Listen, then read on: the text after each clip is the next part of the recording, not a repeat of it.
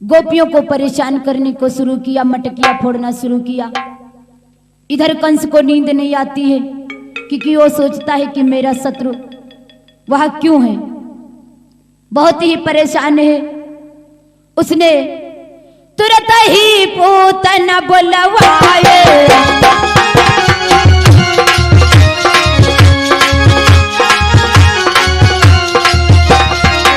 तुरंत ही पूतना बुलवाए और समाचार जाको समझाए।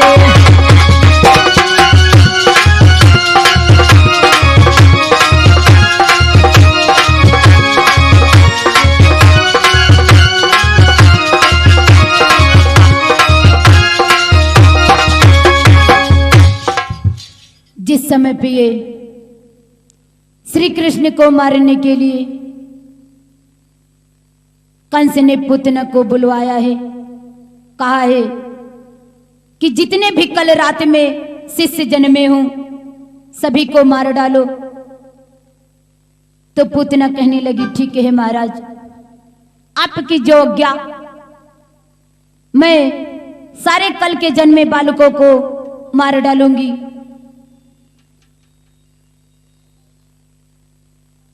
और पूतना ने तुरंत अपना रूप धारण किया है और मथुरा से चले देती है। आगे में चले बखन रघुराला,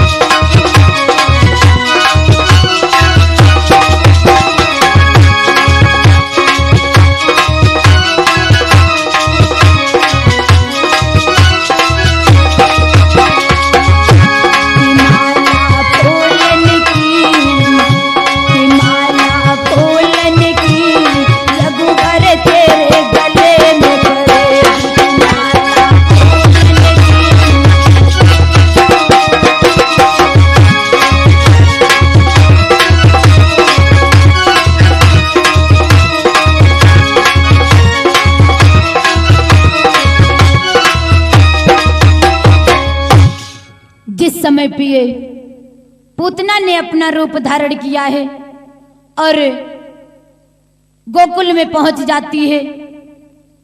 जितने भी कल के रात में शिष्य जन्मे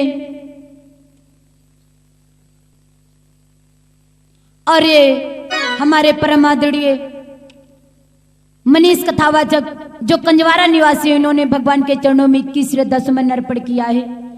इनका जीवन मंगलमय हो। और ये हमारे परम आदरणीय सोनू दुपाटा जो ढोलक मास्टर हैं, इन्होंने भगवान के चरणों में किस श्रद्धा सुमन अर्पण किया है, इनका जीवन मंगलमय हो। प्रेम से बोलिए वृंदावन बिहारी लाल की। श्रोताओं, एक छोटा सा भजन है, उसके तत्पश्चात हम कथा की ओर चलेंगे। क्योंकि संसार में किसी इंसान का मुझे सहारा मिले या न मिले, लेकिन मुझे पार ब्रह्म परमात्मा का मिलना चाहिए, जिससे मुझे आशा लगी हुई है, जिसने मुझे जन्म दिया है। बताया गया है, आसरा इस जहां का मिले ना मिले, आसरा इस जहां का मिले ना मिले, मुझे तेरा सहारा सदा चाहिए।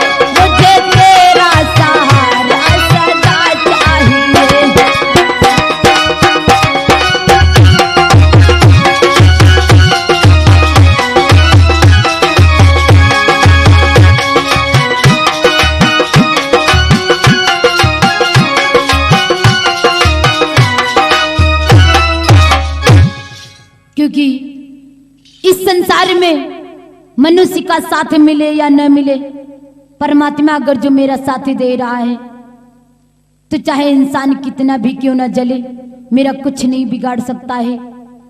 इस जमाने में रहना है तो सभी से प्रेम से रहो, क्योंकि प्रेम ही बहुत बढ़िया आख्यान बताया गया है। प्रेम की बात जमाने सुन रही बेटी,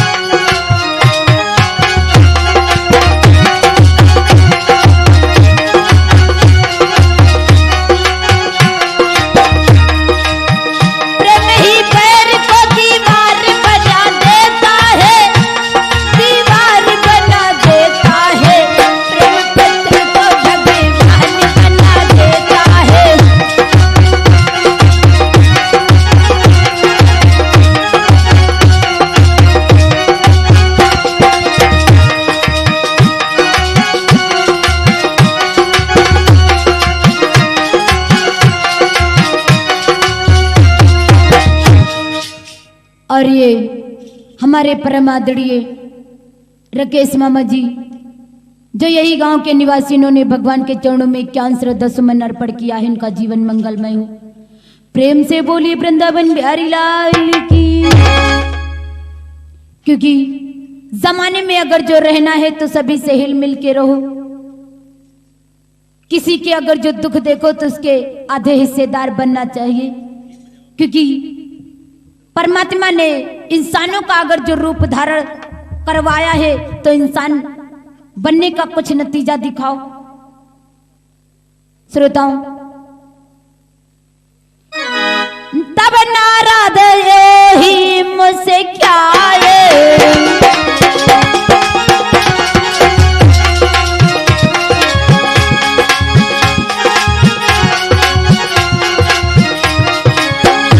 अरे तब नाराज ही मुझसे क्या है, अरे वेद सब ही को यूं ही बतलाए।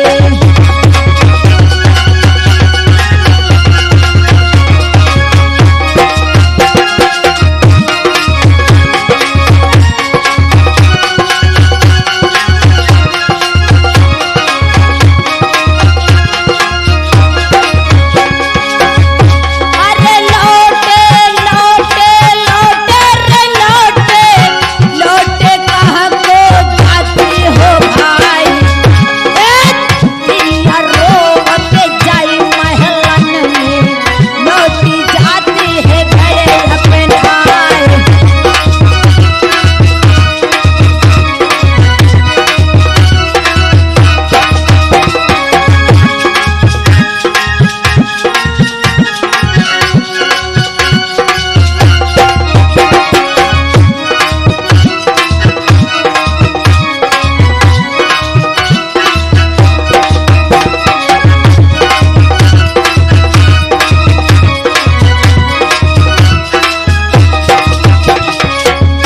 अरे चाहे मैया हो चाहे बाप हो, चाहे दोस्त हो चाहे सखी हो, अरे मत भेदो से ना चलियो भैया, रूठे रघुकुल के रे करतार।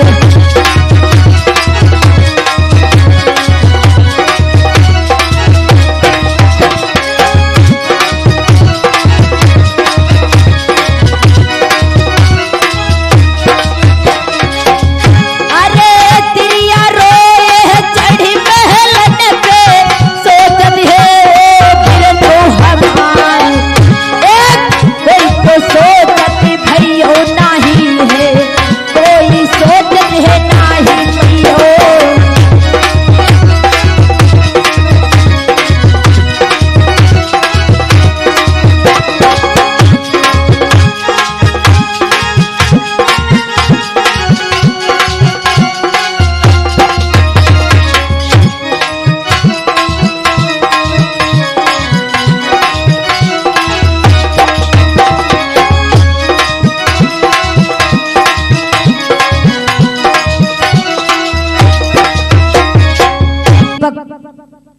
इन्होंने भगवान के चरणों में क्या श्रद्धा सुमन अर्पण किया है। इनका जीवन मंगलमय हो।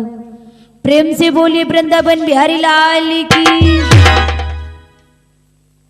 और ये हमारे परम आदरणीय प्रमोद, जो इसी गांव के निवासी, इन्होंने भगवान के चरणों में किस श्रद्धा सुमन अर्पण किया है। इनका जीवन मंगलमय हो।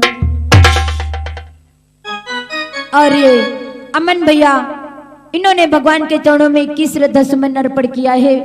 इनका जीवन मंगलमय हो।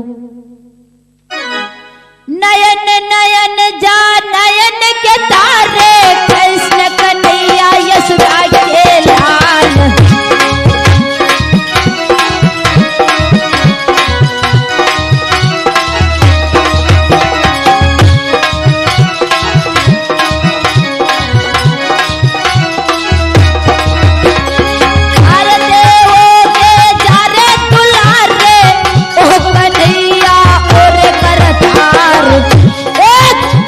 लो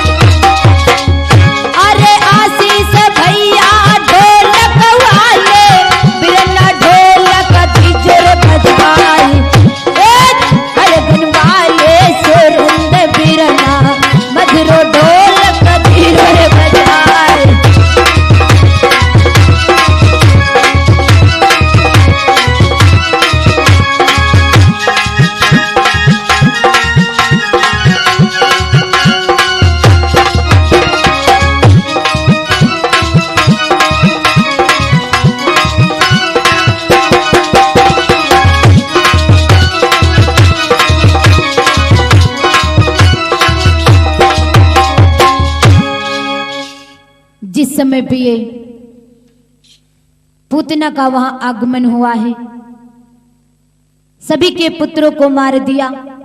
2 ही बालक बचे हैं, एक तो राम यादव का और दूसरे श्री कृष्ण बचे हुए हैं।